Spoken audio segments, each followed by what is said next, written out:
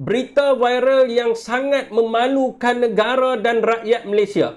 Saudara, baru beberapa hari sahaja syarikat Lim Siong Hai ini mengoperasikan Menara Kuala Lumpur, mereka telah mendapat review yang sangat negatif dan boleh mencemarkan imej negara di persada antarabangsa. Saudara, laman web ExpatGo yang menjadi rujukan ekspatriat, diplomat, pelajar antarabangsa dan juga pekerja profesional antarabangsa mengeluarkan berita mengkritik dengan teruknya syarikat pengendali baru Menara Kuala Lumpur. Mengikut rekod, website ini mempunyai lebih 400,000 pembaca online dan jutaan pengikut media sosial di seluruh dunia, di mana laman ini dimiliki oleh The Expat Magazine yang merupakan penerbitan utama untuk ekspatriat di Malaysia. Saudara dan saudari, kritikan ini sangat memalukan negara dan rakyat Malaysia di persada dunia, di mana Menara Kuala Lumpur ini merupakan bangunan ikonik negara Malaysia. Bukan itu saja, dalam Google Review pun pelawak-pelawak antarabangsa mengkritik pengendali baru Menara Kuala Lumpur ni dengan sangatlah teruk dan memalukan kita,